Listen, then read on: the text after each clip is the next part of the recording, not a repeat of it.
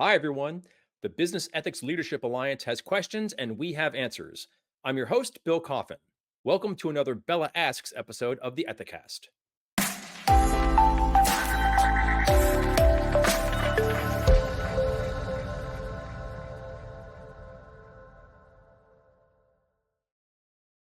One of the best benefits of being a member of the Business Ethics Leadership Alliance, or BELA, is that if you have any questions at all about ethics and compliance, you can submit them to BELA's concierge service, and one of our internal experts will provide an answer and direct you to a helpful resource for more information.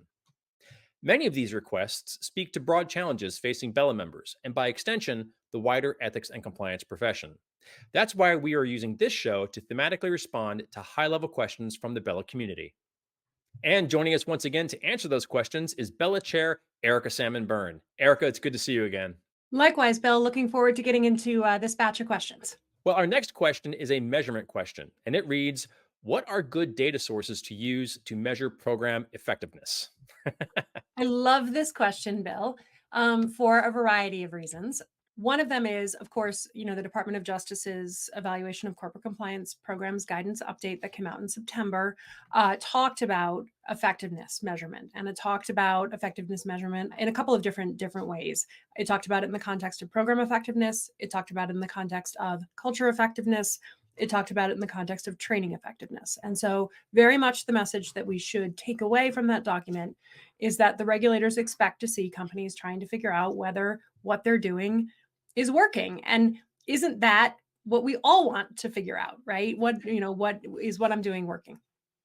So, a couple of thoughts on this particular question. The first, and this is something that you and I have been talking about for a long time, Bill, is data layering. So, no one data source is going to give you all of your effectiveness answers because at the end of the day, if your program is working, you've prevented a whole bunch of bad things from happening, and there's no real meaningful way that you can prove that, right? That is the dilemma of any compliance officer and has been for decades. So, instead, what you want to look for is you want to look for a mix of activity and performance metrics that are going to tell you whether or not the guardrails that you have established are keeping the train on the tracks. And in order to do that effectively, you've got to look at data from places other than just your own program. Now, your program data is great.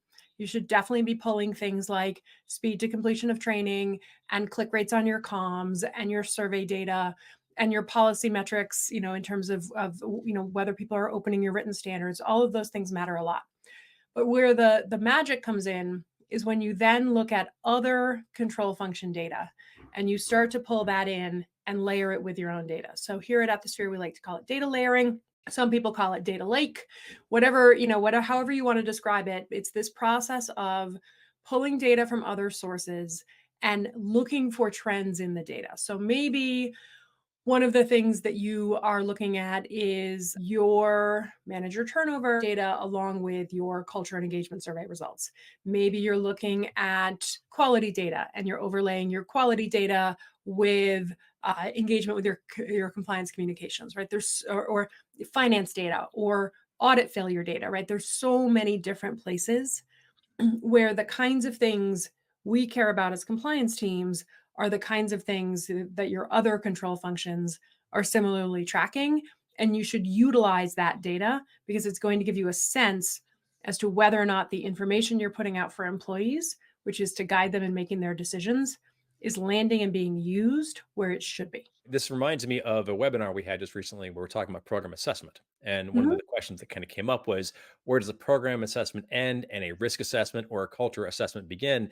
And the real answer kind of got to the fact that these are all multi-layered. There's a huge Venn Yeah. diagram that connects these things. And so to your point about data layering, again, this reminds me of how there is no one silver bullet for any of these things. There's no one data point that defines these things.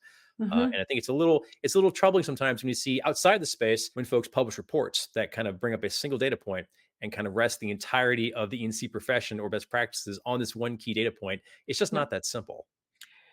It is not that simple because, again, we are mitigating people created risk and people are not that simple. So, what you need to look at is you need to look at what are the things that are going to signal to me behavior and activities by my employees that would give me a sense as to whether or not they're making decisions the way I need them to be making those decisions. That's fundamentally where the effectiveness analysis needs to go. And Bill, I'm glad you brought up the program assessment point because the overlap between a program assessment, a risk assessment, and a culture assessment, that middle of that Venn diagram is very large because your culture informs your program, your risks inform your program then mitigates your risks. Like it's not easy to separate those pieces. So it's the reason why you and I end up giving a lot of the same advice on these BELA asks, which is get to know your control function partners, right?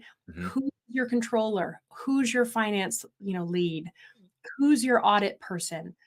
Who's your person from an HR perspective in fill in the blank jurisdiction that's very far away?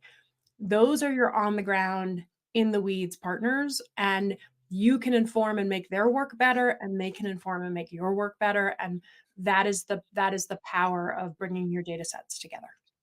Well, Erica, as always, we appreciate you weighing in on these questions. On behalf of the whole Bella community, thank you so much for coming back onto the show. No, absolutely, Bill, my pleasure. And to all the Bella members that are out there listening into this, keep the questions coming, okay? And Bill and I will come back and take on some more. To learn more about Bella, please visit ethisphere.com/Bella to request guest access to the Member Resource Hub and to speak with the Bella Engagement Director.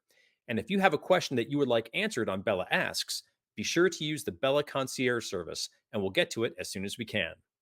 I'm Bill Coffin, and this has been a special Bella Asks episode of the Ethicast. For more episodes, please visit the Ethisphere YouTube channel at youtube.com/Ethisphere. And if this is your first time enjoying the show, please make sure to like and subscribe on YouTube, Apple Podcasts, or Spotify.